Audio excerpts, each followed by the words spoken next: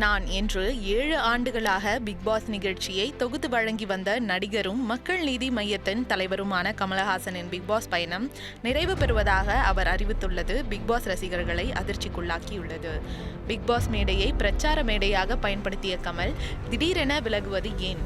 இதற்கு பின்னால் விஜயின் அரசியல் வருகை காரணமா என்பது குறித்து இந்த செய்தி தொகுப்பில் விரிவாக பார்க்கலாம்.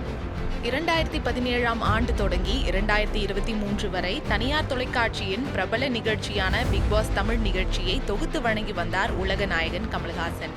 மற்ற மொழிகளில் ஒளிபரப்பாகும் பிக் பாஸ் போல அல்லாமல் ஆரம்ப காலங்களில் ஆண்டவரின் தரிசனத்திற்காக வாரம் வாரம் மக்கள் இந்த நிகழ்ச்சியை அதிக அளவில் பார்த்து கொண்டிருந்தனர். இதனால் டிஆர்பி ரேட்டிங் ஏடாகுடமாக எகிரியது. வீக்கெண்டில் போட்டியாளர்களிடம் லாஜிக்காக கேள்விகளை கேட்பதில் தொடங்கி சட்டையை ஸ்டைலாக மடித்து கராராக நடக்க வேண்டிய இடங்களில் ஸ்கோரிங் செய்ததோடு குறுப்படங்கள், புத்தக பரிந்துரை என ஒரு இன்டெலெக்சுவல் நிகழ்ச்சியாக அதனை வழிநடத்தியிருந்தார் கமல். 5 சீசன்களை சிறப்பாக தொகுத்து வழங்கிய கமல் மீது 6வது சீசனிலிருந்து ஒவ்வொரு வாரமும் விமர்சனங்கள் வைக்கப்பட்டு கொண்டே இருந்தது.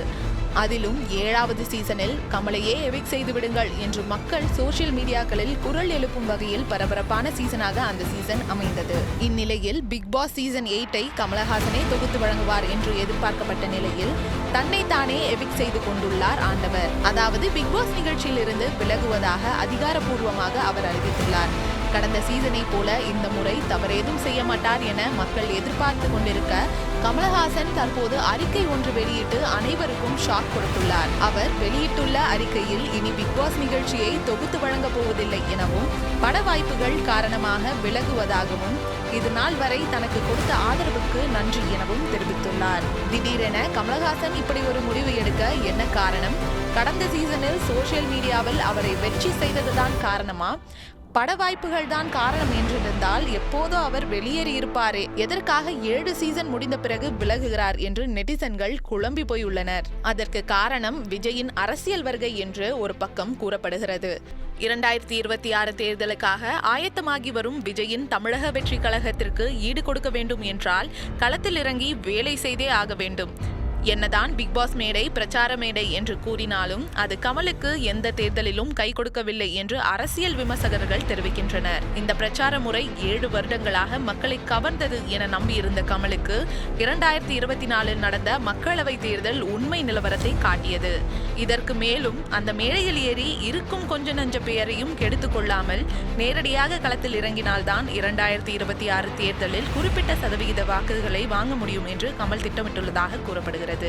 ஒரு பக்கம் விஜயின் அரசியல் வருகை காரணமென்று கூறப்பட்டாலும் மறுபக்கம் திமுக கூட்டணிக்குள் இருந்ததால் தங்களுக்கான அடையாளம் மறைக்கப்பட்டு வருவதாக கமல் கருதுவதாகவும் கட்சியை வலுப்பெற செய்ய வேண்டுமெனில் கட்சிக்குள் இருக்கும் சிக்கல்களை தலைவராக களையெடுத்தாக வேண்டிய கட்டாயத்தில் கமல் இருப்பதாகவும் கூறப்படுகிறது.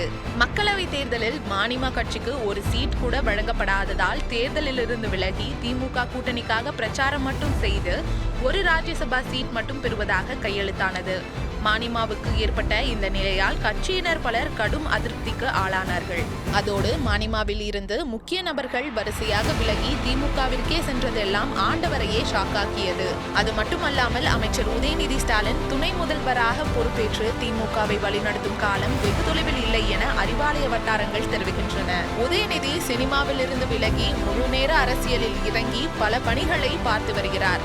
இப்படி விஜய், உதயநிதி என அடுத்த தலைமுறையினர் அரசியலில் களமிறங்கி அன்றாட களப்பணிகளில் ஈடுபட்டு வருவதை கவனித்த கமல்ஹாசன் களம் சூடுபிடிப்பதை நன்கு உணர்ந்து விட்டதாக கூறப்படுகிறது.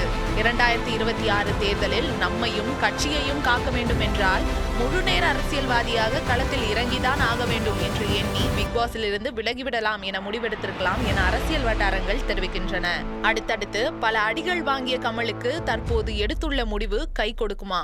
பொறுத்திருந்து பார்ப்போம்.